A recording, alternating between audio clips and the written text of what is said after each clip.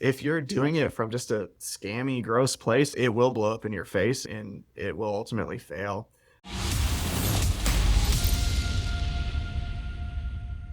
Welcome back to another episode. I am here with Ryan Meador. Ryan, I'm super pumped to have you on, man. Thank you for being here. And I wanted to start, as I like to do, with the whole origin story, because I find that coaching is something that a lot of people want to get into or they have got into, but it's not often because they're like, I don't know anything, but I just want to help people. Usually Right. there's an origin story where it's like, oh, that was really painful. And somehow, by the grace of God, I figured that out.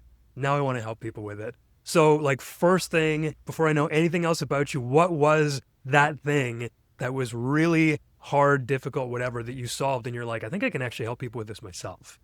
Oh, I mean, great question. I'll try not to be super long-winded, but I was worked in the corporate world. I was a Gallup Strengths Finder coach for a while, and worked with companies and our company on building cohesive teams and discovering people's individual strengths so they can be better engaged employees and find more purpose. And throughout all that, in my 20s, I'm 35 right now. I was pretty overly confident. I thought I had all the answers and I knew everything, and God was about to humble me dramatically for the next like 5 to 7 years. And so, in all that, we had moved from Houston to College Station, and I was working from home, and I started praying this book, really random, never even seen the movie. There's this book or this movie called War Room. I don't know if you've heard of that or seen that. It's a Christian movie, and I haven't seen it, but there is like a prayer guide that I got from that movie, and I started praying through it as like a devotional.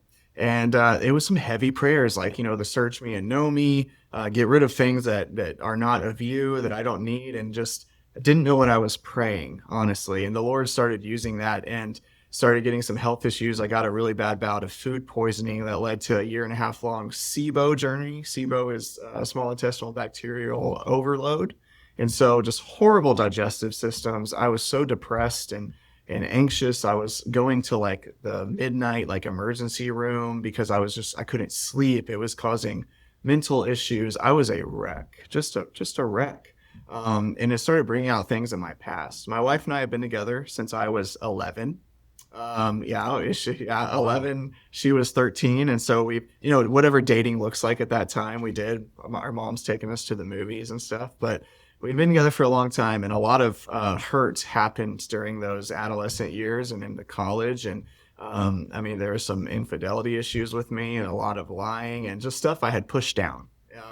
Even I remember getting married and feeling that almost like the Holy Spirit bringing it up, like in my throat, like just confess, confess. And I never did. And so I pushed it all down. And in that time when I was struggling, I learned the power of confession. The Lord took me to a place where like, well, maybe I'll feel better if I can get all this stuff out of me. And so I started confessing, so much to the point my wife was like, stop. I don't want to know anymore. Please stop. You're forgiven. Let's move on. And so there was a hodgepodge of things in that moment where the Lord was healing me, and I was learning things about myself. Like I said, the power of confession, knowing who you truly are, knowing your true talents and strengths, not trying to compare or be anybody else. And we had our first son, and that humbled me a lot. I realized how selfish I was, how controlling I was. And throughout this process, I learned so many things, and started just kind of building systems for myself to get better mental health and to just serve my family better as a dad and a husband. And one day, I I woke up at like 4 a.m. and just felt God put on my heart, like, you need to be a coach for guys, for men. I want you to do this. And I had no idea what that looked like. I was like, okay, God, whatever you want me to do. I had been an online personal trainer before, so I knew Instagram. I was familiar with it. And so I was like, okay, well, I'll just use that model and do that again and just kind of build a coaching package. And what do I do? What have I built for myself? And so that's essentially the origin story with me of how things started. So I just started plugging away on Instagram, posting things about my own hurt, things that I had struggled with, things that I knew would help other guys. And so, yeah, that's really how I started. Man, you know what? I'm sitting here and like out of the corner of my eye, I notice we're wearing like a very similar shirt. And then you're I, telling me all these things about, um, your life that I'm like, oh, that's very similar. So I'm a little bit freaked out. Just FYI, the point of humbling, the point of the health thing, like, dude, 2.5 years ago, before our daughter was born, I threw out my back doing a deadlift, and I had built, like, I was never like huge at all, Yeah. but I had built a huge part of my identity around smashing things in the gym. Yeah. Like, man, I would do 100 burpees every day because I was hardcore and like a new challenge every month. And I was like, I'll go to the gym like every single day. And, I look back at pictures now and I'm like, why didn't I notice that I was like actually in good shape? I just felt like there was always more and more and more. But Yeah. here I am, and I pulled my back, and, it's been, usually it lasts a week or two. I've done this 3 or 4 times over the last 15 years, and it just never went away. And I was like, okay, well, I'll just push through it because obviously I'm not a weakling. So I push and I push and I push. And like a year later, I finally went to physio, and he's like, basically, he didn't say this. He's like, are you dumb? He's like, why did you keep doing this? Because now there's a year's worth of stuff that we've got to deal with. Anyway, he couldn't do it. Acupuncture, I couldn't do anything. Chiro hasn't been able to do anything. So I'm like 2.5 years into this journey, completely humbled through the health thing, which I took for granted for so long and never even appreciated the goodness of it. Never mind just like the solid level of it. But it's interesting how that really hurts when you don't have your health. And I mean, mine's just like soreness and annoyance and, sort of gives out now and then. But like to have something deep inside you like that must be pretty, like there must be fear around that too, around mortality. Did that ever come across your mind? Oh, 100%. I mean, I had symptoms that were just like I didn't I would eat anything and I would get immediately like crazy bloating, pain. I had to sleep in our like office that had a couch in it because like the gas was so bad, TMI, but like I couldn't sleep next to my wife. Like it was horrible. I was up all night. I didn't sleep, which built into an insomnia.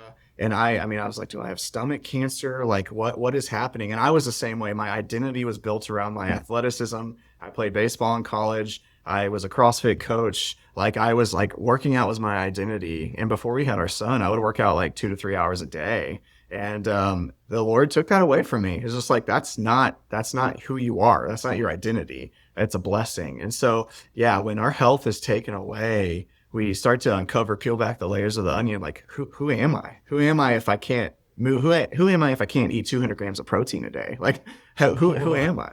Yeah, like right. Who am I yeah. without this muscle? So for sure, dude, there was a lot of mortality. I was afraid of dying and just crazy, crazy stuff. Yeah, I like how you said that though, because it is a blessing, not the identity, and it's so much of the stuff that's gone on the last couple of years for me, and I'm sure even the people that you work for, and probably yourself as well in your story, it's like anything that gets in the way of that child of God identity gets really stripped away if you start putting too much credence to it, I guess. Are you seeing this in people that you work for? Like I'm jumping around a little bit here. I've got a little bit of a direction I want to go, but there's so many things right here that I want to talk about just before we move on. So are you seeing this being a core issue with guys, the identity based stuff?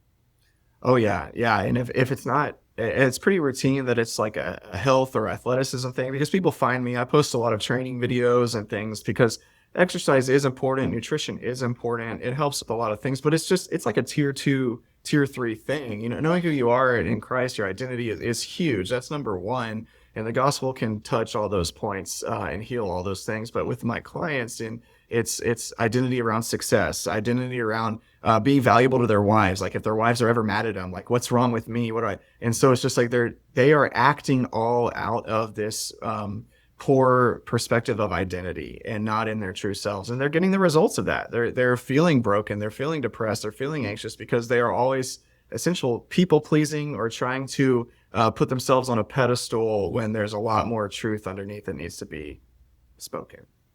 Yeah. What about the having your first child? You mentioned control.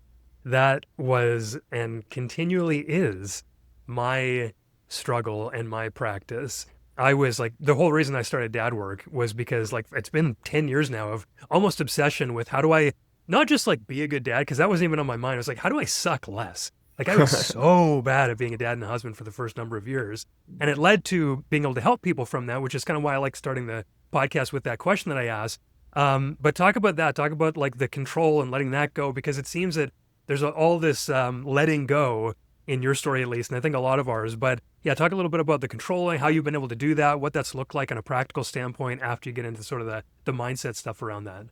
Yeah, so I mean, when we have a child, I think the only thing we can revert back to is experience and our own dads, and so you subconsciously start acting a certain way. You start doing things like, well, this is what my dad did to me, and this is how I raised them, and without really thinking intentionally, like, what am I doing to this child? This is a human. This is a person. They have their own life. They're on their own journey, and you're trying to just mold them into like a better you in a way, but you don't realize you're doing it in a controlling aspect. Like I couldn't deal with, and I grew up in a household. My parents are older. My dad's 50 years older than me, and so like everything needed to be quiet and clean. And so like yeah, I have three boys now, and chaos was not allowed in my home. And so like any with my first son, like he was a rambunctious 2 3 year old before we had our second, and I couldn't deal with it. If he didn't go to sleep on time, stress me out. You're ruining my routine. You're messing up my day. It was all about me. And I over time realized like, oh, like, okay, this is not about me. This is about me being sacrificial. I need to love my family in a way that sacrifices what I want ultimately. And we can talk about that. There's a caveat there, but like I am here for them to raise them, to lead them, and I can't do that if I'm the center of my own universe. And so it was humbling. It took a long time for me to realize, stop fighting. You're fighting against something that is not necessary. Like this is not helpful. What you need to do is surrender to God, to the position that you have been assigned a father. What does that mean? Well, you're to lead by example. You're to show love to your wife sacrificially. You're to sacrifice what you need so for the needs of others. And it took a long time, dude. And like I said, I'm still learning. And every day I apologize to my kids. I feel like I'm sorry daddy yelled, or daddy did this, like I'm working on myself. I always let them know like, hey, I am a work in progress, dude. I am not perfect. I am always trying to get better. So it's tough. Yeah. What about the caveat you mentioned there about what you want versus the sacrifice? Well, I think we do have to take care of ourselves, and it can be, I like um, pause prayers. It's little things. We think that we need so much. We don't need so much. We don't. We always think we need more than we do, but you need if you're say about to just like go off on one of your kids or whatever. Take a pause. You need time to collect your thoughts, to be intentional. To say like, am I reacting or am I responding? And that's the question I ask myself. I don't want to react out of emotion. I want to take a breath and say, hey, daddy needs 2 minutes. Okay, just let me get 2 minutes, and I'll be right there to help you.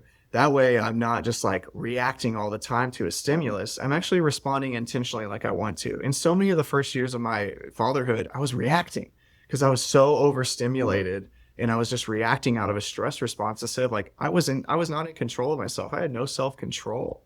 And so we do have to take care of ourselves and meet our needs. And that's where I like helping build systems for dads, building a system where you got to wake up before your family and get some time with the Lord. You need to start your day and under your own control. And that can't always happen. And there's there's a way to build out things to do in case you can't be the first one up. But, there's systems you can build in your life to meet your needs so you can serve better. Absolutely. Yeah, that's been a huge part of my journey as well. And it's so interesting how I used to give myself a lot of flack for how bad I was. And, to a certain degree, that's good. I should be ashamed of my shameful behavior. And it's so interesting looking back now that it's like what I needed to be built up in self control and patience and love and kindness and all those things was to become a father. And it is part of my son's story to have had me as a father. And I used to think like, oh man, if I could only be better, he would be so much better and he wouldn't have suffered. And it's like, yeah, but God knows what he's doing. And he needed that for his own sanctification journey. And I need that on mine. And it's not like I screwed this up. It's like, no, this was what I needed because I wouldn't have heard it any other way. So it is a beautiful reminder that God does provide what we need in the times that we need it, even though it seems like something terribly scary and horrible when it happens. Yeah. But I did want to talk to you about the coaching side of things. First, just give me a little bit of clarity on who you coach and what the general outcome you're going for, because I want to ask about sort of how the past led in to the actual work you're doing now. Yeah, so initially I was like, I don't know what I'm coaching on. I just know, and I think with, for coaches out there looking for any advice on that, it's just, it does take experience and it does take time to know, like, unless you just have like a solid niche and you have a specific experience where it's like, yeah, this is who I help. Mine was so general because it covered health, it covered like mental health, it covered performance, it covered strengths finder. And so like I had all these different experiences that became a package to me. And so I was like, okay, well, I essentially call myself a Christian life coach because it is a holistic approach to just becoming more intentional about your life. And so my process and is discovering your strengths. I still utilize that strengths finder component. And all that is identifying talent themes, patterns of behavior in your life to give you a top five strengths theme language. So, like for instance, I'm individualization. I care about the individual and I see everybody uniquely. Ideation. I'm great thinking outside the box. Strategic. I can see multiple pathways towards finding a solution. Significance. I want to be valuable. Like I want to bring value in whatever I do.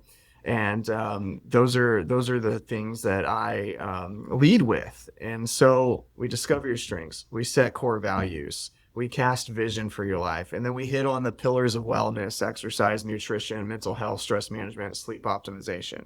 And so it's a total package of just like the person building systems in your life so that you can love and lead your family better.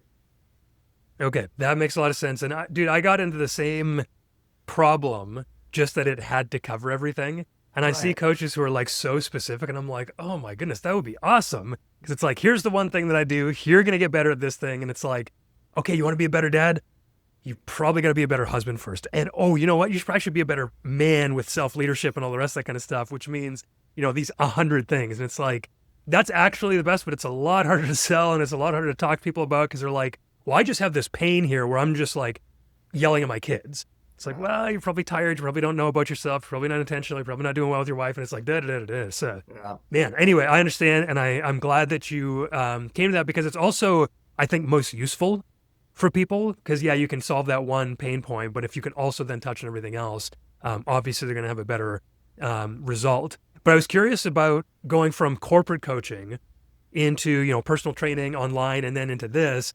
I want to know about the things that were good and useful that you learned in the corporate structure or corporate environment. Because I think a lot of people, myself included, who became coaches, just were like, oh, I think I can help someone. And maybe don't even have the training or, you don't need training, I would say. But there should be experiential training perhaps. So what did you learn as a strengths finders coach working in that corporate environment that maybe people would be missing if they just jumped in right into B2C? Yeah, I think the biggest thing I learned was just professionalism. Just you're and everybody has their own thing, and it's cool to be laid back, and you just want to you do what you do, and you're unashamed of it. That's fantastic. But if you have to realize like this is your career. It's not just something that you do, and you have to take ownership over your career, especially when you're have a business for yourself. And so the professionalism aspect, being able to communicate professionally, being able to speak well, present yourself well. These are all things that I learned in going to different companies because I was representing my company, I was representing myself, being able to speak in groups of people and having that confidence that you know what you're talking about. And what I see with some coaches is like they can do great maybe on ads, or putting their content out there, but in witnessing some one-on-one sessions and even like getting coaching myself, sometimes the lack of confidence is there, and it's evident. Be like, oh, I don't want your help, because you don't sound like you're too sure what you're talking about. You know what I mean? So I would say that'd probably be my biggest takeaway. Oh, interesting. Okay, so what about moving into the personal trainer thing? Like, what was that? First of all, what was the impetus for that? And what are you taking now? You said Instagram, but anything else that comes out of that? Yeah, so the personal training, I was a CrossFit coach for a bit, and I don't know. I guess it's that significance in me, whereas like I want it. It was a negative place in my 20s, where it's like I want to be not necessarily want to be famous, but I wanted to be known. I'm charismatic. I can do this. I want people to know who I am. I want to build a brand. I want people to wear my shirt, whatever it was. And so like I had wilderness strength and conditioning, And it's hilarious. God is so funny, dude, because like we know what a wilderness is in the Bible. And my business was called Wilderness. And it was during those Oh, hilarious. times I was going through those difficulties, that struggled during that time in my own wilderness. And it's like, God, you're hilarious, dude. But yeah, so like I wanted to give people an option because at that time, I think it was like 2017. Personal training online was big, but it wasn't what it is now, where everybody's an online trainer. And I just wanted to offer quick at-home workouts. I always, outside of working in the CrossFit gym, once we moved to College Station, I always worked out from home. I was like the king of 10-minute AMRAPs. I could build a really effective workout in 10 minutes. And so that's essentially what I was selling. It's like, you don't need to work out for hours. You can work out 10 minutes a day, get the results you want to. And that's essentially what I built on, is that quick AMRAP style Nice. Okay, so you were doing that through Instagram though. Did that through look about Instagram. the same? Were you just posting workout videos? Were you doing lifestyle stuff as well? What was that? Yeah, just really just workout videos. I was trying to be funny. I would bring my 2, 3 year old son into my videos and do just different funny videos. And some of them went viral in a way back then with some of the online funny workout Instagram influencers there. But like, I just wanted to entertain. I wanted to bring value. Like I said, I wanted to build a brand. And I gave up before, just because I was so beat down before anything came to fruition. But that's the Instagram has always been really my avenue. That and now LinkedIn as well as the two avenues where I really use. Okay, and was that beatdown the health beatdown you're talking about? Was it just all the other, wilderness aspects you mentioned being humbled over that 5 to 7 year period? Like, what was it that took that away? 100%. Yeah, it was. I mean, I feel like it was like, how can I don't feel like being funny today. I just didn't have it in me. I don't feel like putting myself on camera. I don't, I'm, it was all this negative self-talk that started coming to the forefront. It's just like, who am I to help people do anything? I'm broken. I'm suffering. I don't want to. I don't want to. And it took me in a deep, dark hole, honestly. And then I just quit. I turned it off. I stopped posting and I was just like, I can't do this anymore. Was it a reasonably successful business at that time? It was at the time, I did not know business structure at the time. I did not know I didn't have high ticket clients. It was just like a subscription based, like $20 a month, you get my workout sort of thing. So it brought in a little bit, but nothing substantial. Okay. No, I'm just resonating with the I don't want to be on camera today. I don't want to do this today. I'm just gonna shut this down because that's in a nutshell what I did with dad work, and it was that same like, yeah, I can't talk about this. I don't who am I? And in a sense, I have gone through like in almost an entire cycle on this whole thing now, going like, well, okay, it doesn't have to be the be all end all. It can help some people with where they're at, and then I can move on with that. And can it just be a job? This is a question that I'm asking with one of my good friends who's going through the same thing. Can this just be a job if you're talking about like the deepest things in someone's life? And he's coming to the understanding that it can be. And I'm like, dude, I don't know if I'm there yet. Can I just talk about dad stuff? Because it's like, for me, it's like the deepest, most soul filled part of me. Like it's life. It's what I talk about. It's what I think about. It's what I do. How could I separate this from me and just talk about some useful things and encourage people and then turn it off at the end of the day going like, okay, now time to back to my normal life. And there is such an interesting individualistic Western mindset that, the vocation is really like who you are in the sense, like we were talking about identity. And so I struggle with that. And I don't know if you've ever thought about that, but like when you're having those days of, I don't want to be on camera, but it's like, dude, that's my business. And it's like, well, take the emotion out of business, but it's like, okay, but I've got to perform too. So Instagram coaching or online coaching, I guess, based on Instagram, to me is always this just like, where are the boundaries? What are the lines? Like, have you thought about that? And how do you think about that?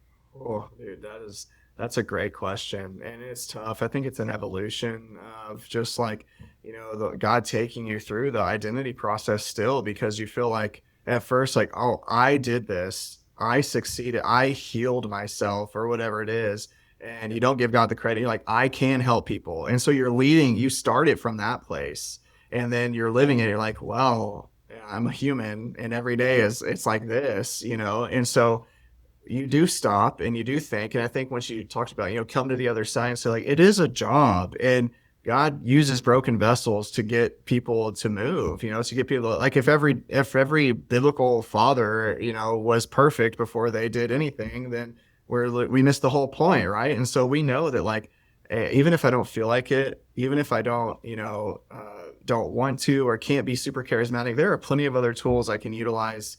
If we're talking about the nitty gritty of the business, like carousels and things where I don't have to be on camera and I can put out content, I can work every day, and somebody will see the value in it. And two, if I can be authentic with myself and say, like, hey guys, I suffer too, I struggle too with this. Let me tell you how I'm thinking and feeling right now, and this is how I'm going to approach it. And maybe you can get something out of it too. And if you utilize what I'm doing right now, and so it's just, you're helping somebody in your hurt, and it is a job. You do have to separate it, because I always say, like, we're working on identity and saying, like, what you ask a guy, hey, what do you do for a living? That's the first thing you ask a guy. Like, when you meet a new person, right? You meet a new guy, what do you do for a living? And that's like anchors to your identity. Oh, I'm a machine worker, or I'm a coach, or I'm a whatever. It's just like, that's who you see them as. That's part of their identity. Well, what if I don't want to be like that? It's like, well, I'm Ryan. I'm a Christian. I'm a believer. I have 3 sons. I'm a husband to my high school sweetheart. Like, that's who I am. And this is what I do to make money. So as the Dude, last thing. that's actually, because of that being such an issue with me, that has been a discipline that have been trying to get better at, is not asking people what they do, like specifically awkwardly not asking, where it's like, oh, Yeah. hey, nice to meet you, what's your name? And it's like, okay, how am I going to find out something interesting and deep about you? It's like, hey, what are you obsessed with right now? And they're like, Right. what? That's a good one. That's a good And one. anyway, it's one of those things that, yeah, it has been such an issue for me that I'm like trying actively to fight against it, because yeah, it was one of those things where, as much as I thought that I was aware, and I even talked about being aware of, I'm trying to be humble in this position. I really did end up becoming much too identified with dad work Kurt, not just myself. So this is actually really helpful. Thank you for being able to talk about this. And I do want to jump back into logistics, because people will be interested. You said Instagram, you said LinkedIn. I'm curious what the lead flow looks like. Is it, you said carousels or some reels? Are you putting out calls to action? Are you using your stories for that? How's LinkedIn going? Talk to me about the lead generation side of things.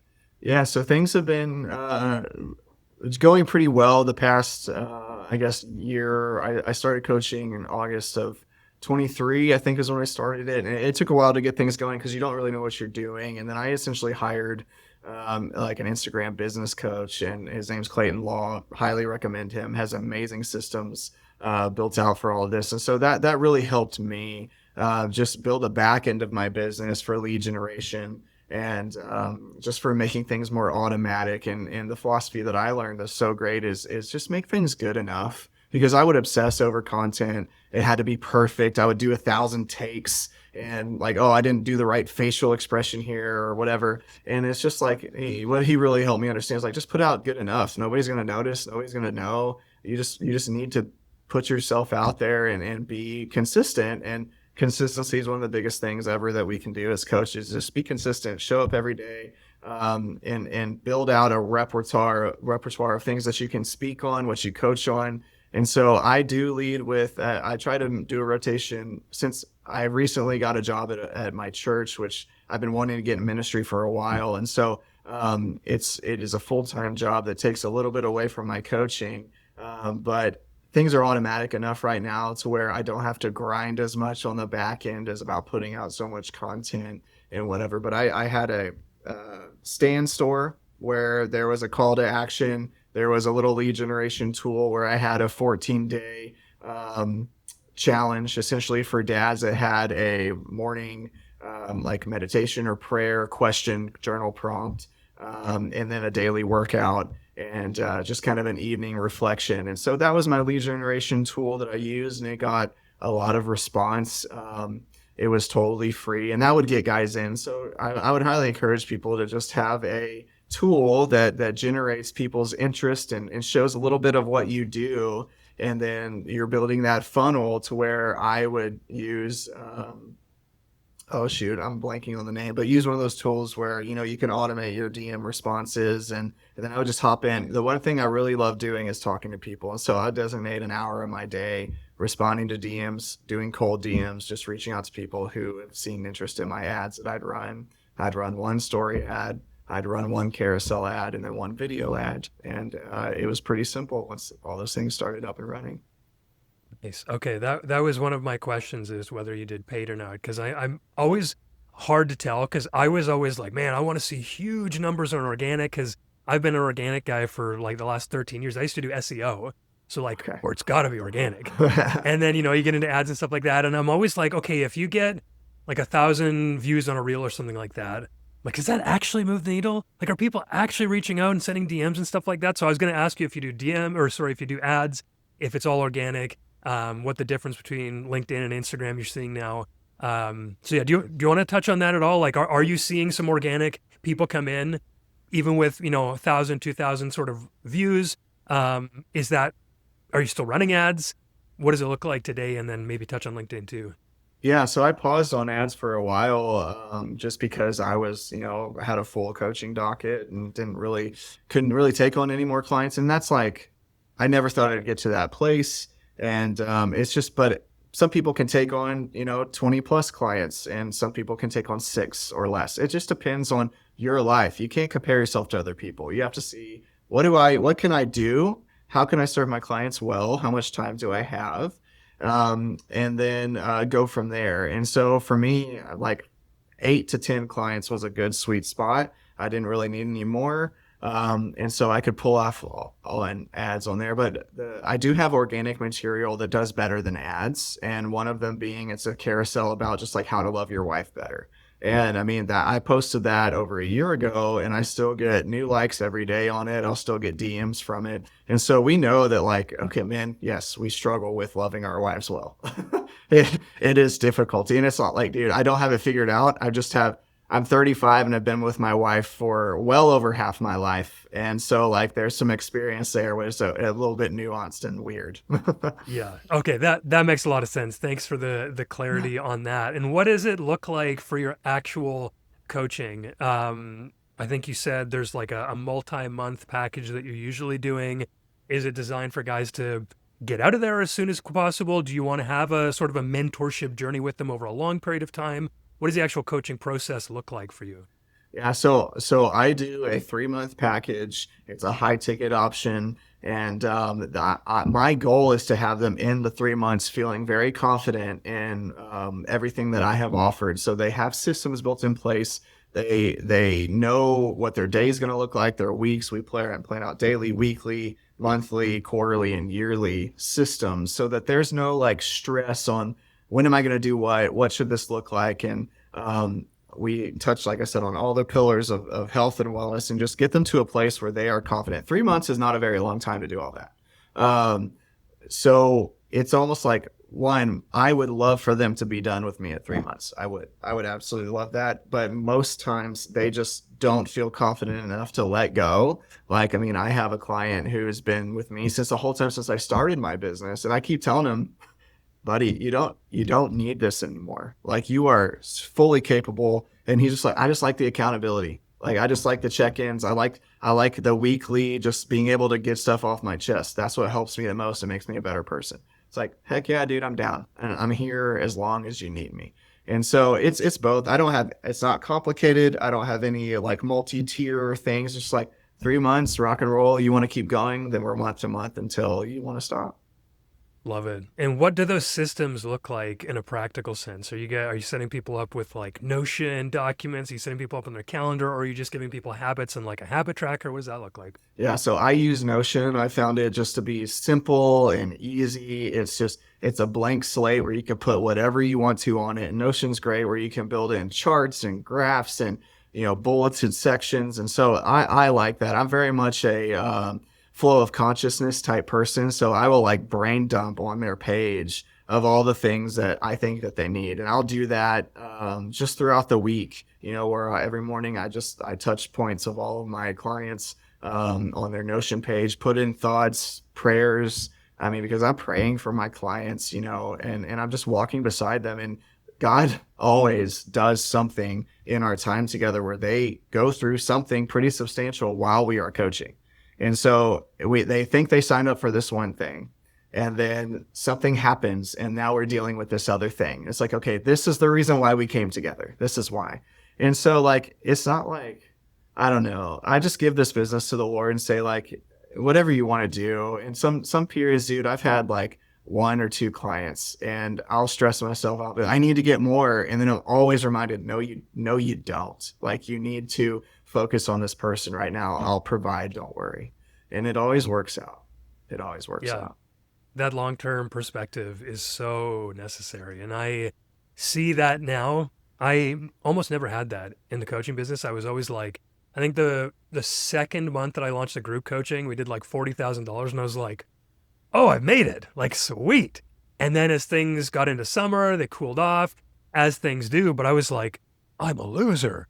And, just how quickly things shifted because there was, like I've said before, so much of the identity piece wrapped up in that. So I think it's really helpful and healthy to hear a real life, like, no, it's fine. Just focus on this guy. And like, you clearly, if God wanted you to have more, then you'd have more. And that's such a good reality for me, especially over this last couple of years, like almost having no idea what to do for provision and just kind of hacking it together. It's like, okay, now I'm living this like every moment of the day. Like, I guess we're going to be good. Like, I don't know how. But honestly, dude, this is weird to say, but it's like one of those things. Sometimes I check our bank account and I'm like, I don't understand why there's still this much left in like the checking account, for example. And it's like, that's very real for me. And I think like God obviously knows that I really need that lesson beat into me, because it's so quick to just, like you said before, like, oh, it's me. And I think that's a good reminder for everyone coaching, because you can get stuck into that mindset of like, oh, I am pretty good. Like, I figured this out in my life, and I just saw this result with this guy or this person that I'm working with. And yeah, at the end of the day, like, you're the catalyst, but it's not you doing it. So anyway, that's a bit of a sidebar, but where did I want to go with that? Oh yeah, right. I was going to ask you after the systems question, why did you pick high ticket?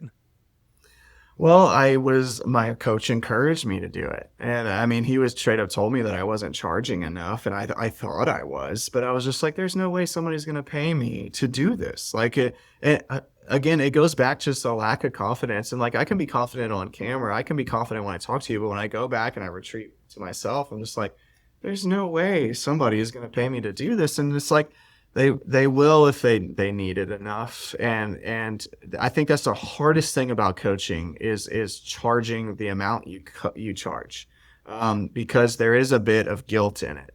These people are struggling. You don't want to take their money. But if you look realistically at the number, it's like, okay, look at your span of spending over, like, say 3 to 6 months.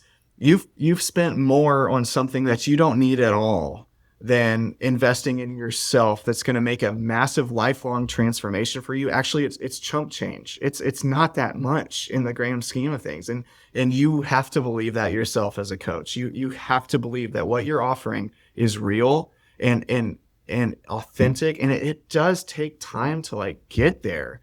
Because if you're doing it from just a scammy, gross place, like it will blow up in your face and it will ultimately fail.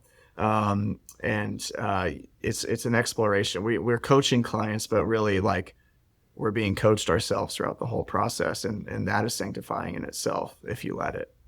Oh, for sure. And man, like people say it all the time, but it is so true that people won't focus on something unless it hurts a little bit. Like if there's no skin in the game. I used to offer free coaching or free men's group meetings just as like a way to touch point with dad work.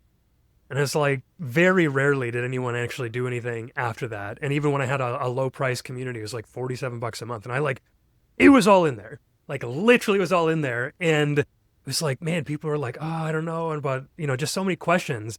And then same sort of thing happened for me. I had a coach. He's like, start a high ticket coaching program, group coaching, minimum $3,600. And I was like, are you kidding me? Like, I would never ask for that much money. And sure enough, like, it ended up working. And I was like, oh, okay. Because number one, I was confident that like I could actually help them get results because I had gone through so much of this. And also the cost not to do it ended up being so high, because in my case, like there were guys who came in break a divorce, like not sure what's going to happen. And like, dude, that's financially, that's way, way more expensive than, spending $4,000 on a group coaching program. But it's also way, way more costly from an emotional perspective and a spiritual perspective and all the rest of that kind of thing. So yeah, I think holding it with open hands again, like if I were to do this all over again, and like I was saying before, like maybe I will, I don't know. I would just like really try and hold things with a much more open hands, and also probably try to find someone who I really respected, who really knew me, to like be brutally honest with me if I were to do this again, because I don't want the thing that I said when I stopped dad work was like I really started believing my own BS too much. Mhm. And that was so dangerous because I was like, yeah, this is the program. This is what works. And it even stopped me from growing at a certain point because I was like, well, I got to stay true to my program. So anyway, okay, so we touched on history, how you're getting people, how things have changed. Any thoughts on LinkedIn? Like, is that a new thing? How's that going? Yeah, it's a new thing. I really wish doing my job at the church want to focus on group coaching, but love just the corporate aspect of things. Really enjoy like I'm doing a law firm next week. I'm gonna do some strengths finder coaching for them, and it's just a full circle thing to where I started in the corporate world, kind of transitioning back into the corporate world, and utilizing what I've learned through this one-on-one coaching to where okay, everybody needs to go deeper. Everybody needs to really understand, especially, employees of a corporation and getting these leaders to understand, like, if you want better numbers, then you need to invest in your people more. You can't just, drive them and treat them, like slaves, essentially. Like, it's not about the number, it's about the person that you have under your care. And so that's really what I'm focusing on now. So LinkedIn seems to be just a great place, of course, more professional and utilizing their sales navigator. It's all new to me. I'm not an expert by any means. I'm learning every day all over again. But having great conversations with managers and leaders about this sort of thing because people are hungry for um, more connection in the workplace. Not everybody, but people are hungry for being a developer of people. There seems to be a more sense of care and concern for the people underneath them, and those are the people I'm talking to. And so it's been a learning, and I would say it's not super successful yet. So maybe I'll come back in a year or so and be able to talk about that a little bit more. Nice. Okay, man. Well, this has been very useful and also very just heartwarming, man. I've really enjoyed hearing your story and getting to know you a little bit more. And I literally wrote down what you just said in a quote. Everybody needs to go deeper. Like that. That is so like the thing. I've Yeah. always tried. I mean, I'm not gonna like steal this or whatever, but I mean, Oh, you can it's a take it. great It's truth. So yours. I'll Take take it it. if I need to. But Yeah. I've always I prefaced that by saying that because I was always trying to find the thing that it's like, what will get you to understand that you need to talk to someone, to have some help, to get some accountability. And it was like, there's a lot of things. There's so many different angles, but that one, at least for me, really rings true. Everybody needs to go deeper. It's like, what does that mean? Well, you'll find out when you get there. Oh, So that's good. anyway, um, we'll join that. You can have the first part, and I'll have the last part, and we'll collab on that. Anyway, dude, where can people find you? What's the best way to send people into your world? Yeah, just on Instagram, I'm coaching underscore with underscore Ryan. So coaching with Ryan. And that's where you can find me. It's the best place. I'm very responsive. I'd love to meet you and chat with you. Sweet. All right, this has been the Real Coach Show from Proclaim Podcasting. We'll see you next week.